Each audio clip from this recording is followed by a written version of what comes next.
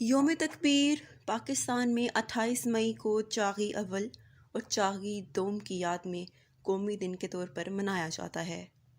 جوہری تجربات سے پاکستان ایٹمی ہتھیاروں کا 7واں مالک ملک بن گیا اور مسلم دنیا میں پہلا۔ یہ جملہ مسلمان بہت سے مختلف حالات میں تلاوت کرتے ہیں۔ مثال کے طور پر جب وہ بہت خوش ہوتے ہیں، انتہائی تناؤ کے وقت، منظوری کا اظہار کرتے وقت، کسی اسپیکر کی تعریف کرتے وقت یا جنگ کے عالم میں۔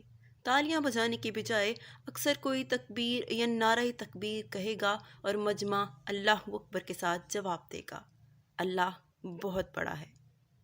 لاکھوں پاکستانیوں نے ہزاروں نام تجویز کیے۔ یہ نام ایک سے زائد افراد نے تجویز کیا تھا۔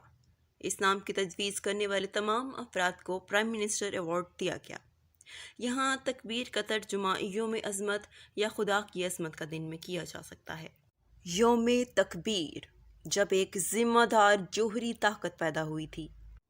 یوم تکبیر عظمت کا دن ہے، جب پاکستان پہلی ہی ایک ذمہ دار ملک کو ایک اسٹریٹجک اعتبار سے پختہ علاقائی طاقت میں تبدیل کر دیا گیا تھا۔ اس نے سلامتی کے لیے جوہری ہتھیاروں کے انتظام اور ذمہ داری کو سمجھداری سے سمجھا۔ آزادی کے بعد سے ہی پاکستان ایک مخالف ریاست کا پڑوسی ہے۔ 1948 میں بھارت نے زبردستی کشمیر، حیدرآباد اور جونا گڑھ کے علاقوں پر ان لوگوں کا قتل عام کر کے قبضہ کر لیا جو ہندوستان سے الحاق نہیں کرنا چاہتے تھے۔ 1971 میں ہندوستان کی غیر مستحکم کرنے والی سرگرمیوں کے نتیجے میں مشرقی پاکستان ٹوٹ گیا۔ بھارت آج تک خفیہ طور پر ایران میں اپنے ایجنٹوں کے ذریعے دہشت گردی کی سرپرستی کر رہا ہے اور پاکستان کو کمزور کرنے کے لیے افغانستان میں ٹھکانوں کی مدد کرتا ہے۔ بھارت نے پاکستان کو شیب و تاز کرنے کی کھلی دھمکی دیتے ہوئے ایٹمی ہتھیاروں کا تجربہ کیا، لہٰذا 28 مئی 1998 کو پاکستان نے براہ راست جواب کے طور پر کسی بھی قیمت پر ہندوستانی جارحیت کو روکنے کے لیے جوہری ہتھیاروں کا تجربہ کیا۔ پاکستان سالانہ اس دن کو قومی سائنس ڈے کے طور پر مناتا ہے اور ہندوستانی خطرے کو ختم کرنے کے لیے اس کو درپیش جدوجہد اور بڑی مشکلات کو یاد دلانے کے طور پر بھی۔ سابق وزیر اعظم پاکستان نواز شریف کا کہنا تھا کہ اگر بھارتی بم نہ پھٹا ہوتا تو پاکستان ایسا نہ کرتا۔ ایک بار نئی دہلی نے ایسا کیا تو عوامی دباؤ کی وجہ سے ہمارے پاس کوئی چارہ نہیں تھا۔ کسی بھی علاقائی خطرے کے خلاف دفاع میں پاکستان کی خود کفالت کی پیشکش کے لیے بھی جوہری روک تھام کی صلاحیت کا حصول ضروری تھا۔ پاکستان کے ایٹمی تجربوں نے یہ واضح کر دیا کہ جب قومی غیرت اور بقا کی بات آتی ہے تو پاکستان اپنے مخالفوں کے خلاف طاقت کا توازن برقرار رکھے گا۔ ایٹمی ہتھیاروں کے بھارتی حصول نے پاکستان کی قومتی سلامتی کو بہتر بنانے کے لیے اپنا جوہری عزلہ تیار کرنے پر مجبور کر دیا۔ بصورت دیگر اس کا ایسا کرنے کا کوئی ارادہ نہیں تھا۔ بھارت نے بڑے پیمانے پر تباہی پھیلانے والے ہتھیاروں کے خفیہ تعاقب نے پاکستان کے بارے میں سیکیورٹی کے خیال کو شدت سے تیز کر دیا تھا۔ جوہری ہتھیاروں کی آمد کے ساتھ ہی جنوبی ایشیائی اسٹریٹجک حرکات ہمیشہ کے لیے تبدیل کر دی گئیں۔ سابق ہندوستانی وزیر داخلہ ایل کے اڈوانی نے پاکستان کو متنبہ کیا کہ اسے خطے اور دنیا کی جیو اسٹریٹجک صورتحال میں ہونے والی تبدیلی کا ادراک کرنا چاہیے اور پاکستان کو لازمی طور پر بھارتی ڈکٹیشن پر عمل کرنا چاہیے، بصورت دیگر پاکستان کے لیے بیکار اور مہنگا ہوگا۔ لہٰذا بھارت کے دشمنانہ منصوبے کو ایٹمی تجربات کی بحالی کے ذریعے پاکستان کو غیر جانبدار کرنا پڑا۔ اس کے بعد سے ایٹمی تحلیل نے جنوبی ایشیا کی سیاسی سلامتی اور اسٹریٹجک استحکام میں اہم کردار ادا کیا ہے۔ یہ امر قابل ذکر ہے کہ پاکستان جنوبی ایشیا میں جوہری ہتھیاروں کی دوڑ میں شامل ہونے میں ہمیشہ ہچکچا رہا ہے۔ یہ بات بالکل واضح ہے کہ پاکستان کے فیصلے کرنے والے اس خطے میں فوجی تنازعات اور عروج کے ساتھ ساتھ نیوکلیئر ہتھیاروں کی دوڑ سے متعلق اچھی طرح واقف ہیں۔ پاکستان نے متعدد مواقع پر دو طرفہ طور پر ہندوستان کو جوہری ہتھیاروں کی تیاری یا حصول کو محدود کرنے کی تجاویز پیش کی ہیں تاکہ خطے میں اسلحے کی کنٹرول اور اسلحے کو مستحکم کیا جا سکے۔ اگرچہ بھارت نے ہمیشہ ہی پاکستان کے ساتھ اسلحے یا کسی بھی معاہدے پر دستخط کرنے سے انکار کیا ہے، لہٰذا یہ بھارت ہے جو خطے میں جوہری ہتھیاروں کی دوڑ کو متحرک کرنے کا ذمہ دار ہے۔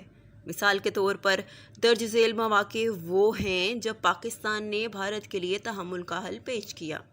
1974 جنوبی ایشیا میں جوہری ہتھیاروں سے پاک زون کا قیام۔ 1978 جوہری ہتھیاروں کے حصول اور تیاری کو ترک کرنے کا مشترکہ ہند پاکستان اعلامیہ۔ 1979 جوہری تنصیبات کے باہمی معائنہ۔ 1979 بیک وقت NPT کی پابندی۔ 1979 مکمل گنجائش IAEA حفاظتی دستوں کی بیک وقت قبولیت۔